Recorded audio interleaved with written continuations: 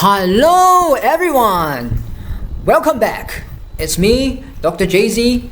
Today, I will be bringing everybody on an exciting adventure. Today, you are seeing me back in Chessmaster 2000. This is my second lesson in Chessmaster 2000. If you haven't seen the first, please go to the description and click on the link.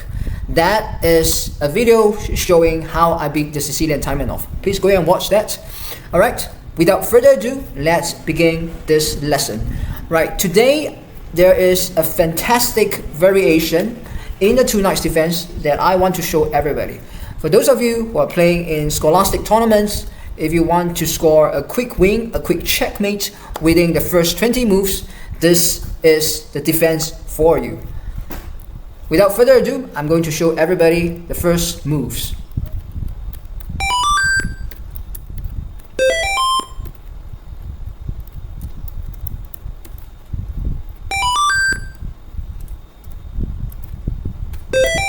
Alright, so the third move is the key one.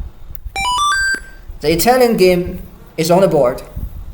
And now, as black, I will play Knight f6, the two knights defense. In this situation, white is going to play the most forceful move, and that is Knight g5. Alright, as a lot of you know, the main variation is d5, and after e takes d5, it is the flank attack with the knight. Alright, so this is the main line, the main variation. It has been analyzed to death, so I'm not going into the details. This is actually much better for black. It's not so easy for white to gain an upper hand. Alright, however, okay, I want everybody to play something that is more exciting. Alright, that will give black not only the upper hand, but a tangible reality, the tangible chance of delivering checkmate within the first 15 moves. Alright, and that is bishop c5 straight away. What is the name of bishop c5? Black's fourth move. This is called the Traxler counterattack. It is also known as Wilkes-Barre counterattack, or the Wilkes-Barre defense. Alright, personally I see it as a very strong counterattack that lead to wild complications. Alright, I recommend this if you are playing against beginning to intermediate players. Okay, but for master level players, play the main line. Alright. Okay, so but if you're playing against somebody who is rated like 1,500, you should be able to defeat that person pretty quickly if he doesn't know the line. Okay, that is. If he doesn't know the line, what happens is that he will play this. Okay. Alright, monkey sees a fork, monkey goes for the fork. Okay, so knight takes f7, and notice that this is an isosceles triangle, right? The knight is forking my queen and my rook. So what would you play in this situation, everyone? What would you play in this situation? Alright, I'm going to give everybody 3 seconds. 3, 2, 1. There are actually two moves, alright? The first move is the quiet queen move, alright? The other move is a more notorious bishop takes f2. This is extremely notorious. Okay, it doesn't really matter. Okay, it doesn't really matter whether you play like queen e7 first or bishop takes f2 first, because ultimately you're going to get the same position after a while, right? So in this situation, after sacking the bishop, okay, so you will be right. Normally, I mean the white king will simply take. All right, the white king can refuse. Okay, can refuse to take, and then you move queen e7. Right. So in this situation is, the white king took the black bishop, and so rightfully so, you play queen e7. All right. Yeah. So as what I was saying, all right, if the white king refuses to take the bishop, all right, the white king simply goes to f1, you play the same move as well, okay? And then if he takes, the bishop on f2, then it's rook f8, and you're perfectly fine. The knight goes back to g5, and knight takes e4 with double check, right? And double check, king e1, knight f2, fork, and you should be winning. All right. So in this situation, white simply goes for the rook. All right. So some of you may be asking, okay, let's say if I don't take your rook, I know, hey, there may be some tricks up your sleeve. Okay, I'll just simply hop my knight back. All right, everyone, I'm protecting my e4 pawn. Okay, so what do you have to offer? So everyone, what would you play? A hint to everyone is the queen. All right, the black queen. What would you play? 3, 2, 1. All right. If you're thinking of moving your black queen to c5, boom, alright, check. Everybody, this is the whole purpose of the bishop sacrifice on f2. To allow the black queen to maneuver, right, to triangulate from d8 to e7 and all the way to c5. So that's an acute triangle. d8, e7, c5. And you can also see a bigger triangle between c5, f2, c5, f2, and f8. Okay, that's a bigger triangle, right? You can see that as a big isosceles triangle. All right. Okay, let me just put everything up on the 2D board. Okay. So this is an isosceles triangle I'm talking about, right? f2, c5, f8, and all the way back to f2, right? Yeah. So that's an isosceles triangle. Okay, with the apex at c5. All right, let me just go back to 3D board. I mean, in this situation, you'll simply take, the bishop after the king moves to e1 or f1. I just take with check, right? And that's just a horrible position. All right. Okay, let me just go back. So rightfully so, the white knight logically took the black rook, and now in this situation, okay, there are actually two main possibilities for black, and I want everybody to think about them. All right. Okay, look at this position closely. All right, you have to act decisively. All right, what would you do? 3, 2, 1. All right, everyone. If you're thinking about e7 to c5. Give yourself a pat on the shoulder, all right? So this is the same idea as before, okay? Good. But I want to show everybody something that is even more forceful, all right?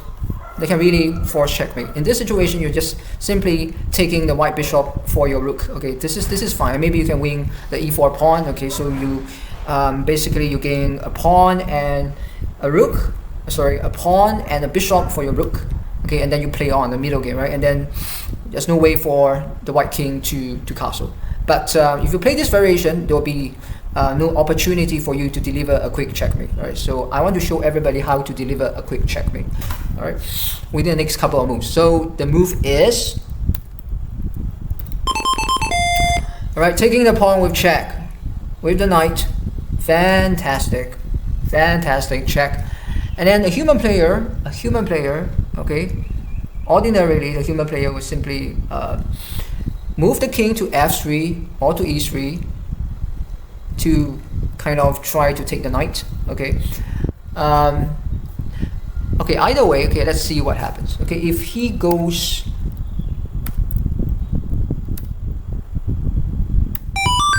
all right, he goes to f3, for instance. Okay. f3, for instance. Okay. This is one possibility. All right. In this situation, what would you play, everyone? All right.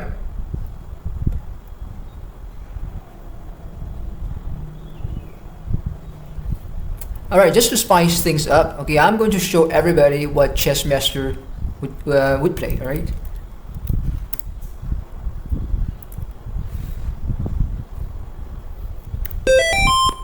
Chessmaster move the knight back. Okay. You know, I was just thinking. Let me just stop for a while. Okay. I was just thinking about this. Okay.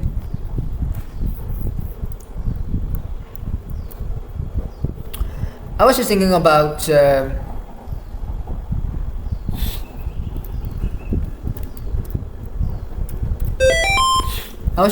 this. All right, yeah. So queen c5. No, it's a multi-purpose move. Again, I mean it's queen c5 again, right? I'm just simply threatening knight f2, and then I'm also threatening to take the bishop on c4. Yeah. So this is a pretty dangerous try. Okay. And obviously, I think our chessmaster would check me, if I'm not mistaken. Yep, and king e7. King d8 is not something. Yeah, and now he takes. Okay, look at this. Is d5 a move? d5 is not a move yet. Alright, takes it. Check.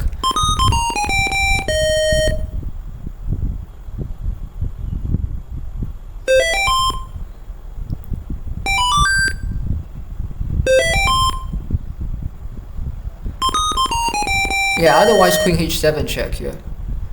So this is a very nifty demonstration of how crazy this, counterattack can be. Yeah. The white king is in the center, however, there's no direct mate in sight. Okay. All right, enough said. This is a very exciting position. Okay, I just want to stop. All right. So how do you checkmate? Okay, that is a question. That is a question. All right. So, all right, let's just go for it. All right. So instead of the computer asks bishop f7, okay, your human player plays f3, king f3 takes knight e4. Okay, now look at this. The white king is in the center, and look at black. I'm down a rook, I'm down a knight. Horrible position, okay? The only upside is that the white king is in the center. So what would you do? Everyone, look at this thing very, very closely.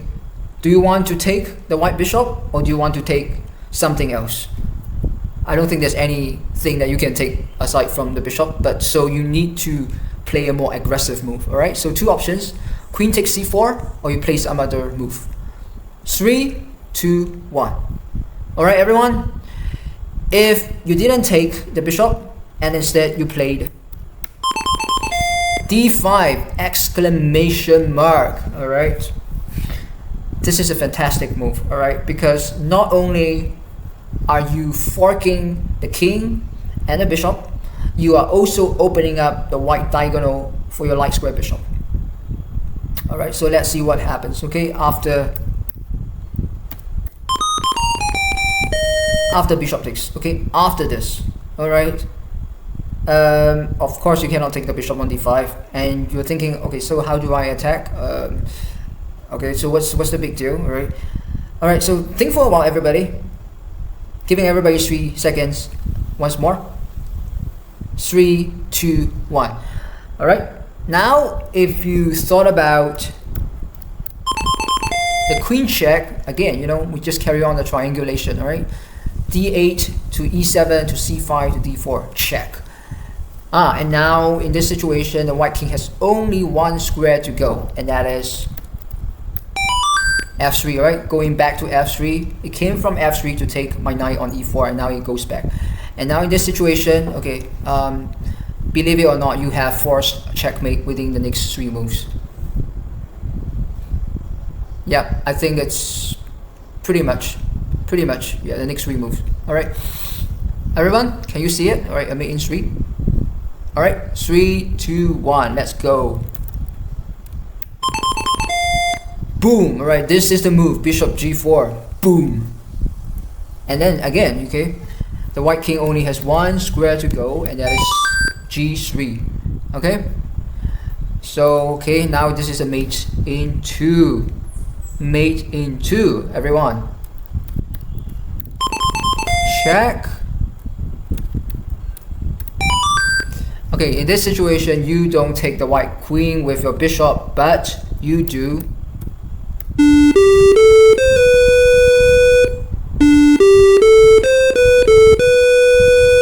Yeah, you make the killer move from behind. All right. Yeah, it's like a knife from behind that you know, that plunges into the white king. Yeah, so this is g5, the pawn here. Okay. All right, so this is how everything goes. Look at the total number of moves.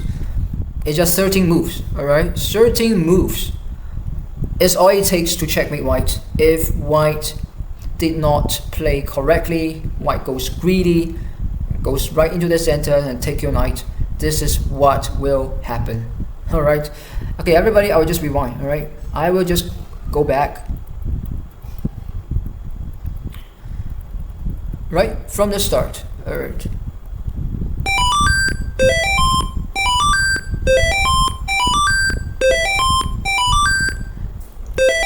This is where all the fun starts with bishop c5.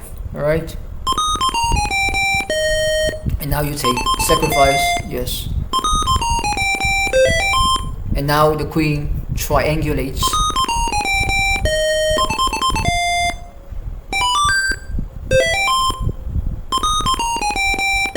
And now this is a force mate in 4. 1, 2, 3, 4, 5. Alright, so that's the force mate in 5. Okay, everyone, yeah, starting with d5. Alright, I hope everybody enjoyed this video. Alright, there's a lot of other ways to play the Traxler counterattack. Okay, normally if white plays like a computer, okay, which normally will not happen for human players, white will win. Okay, however, you are simply playing against human players, and then that person is your average guy at your community chess club. Right, so show him something. Okay, surprise him. Okay, and wipe that smirk off his face. Okay, so play the Traxler counterattack, surprise him and checkmate him. Okay, with that being said, I will see everybody happy and healthy in the next recording. Dr. Jay-Z, over and out.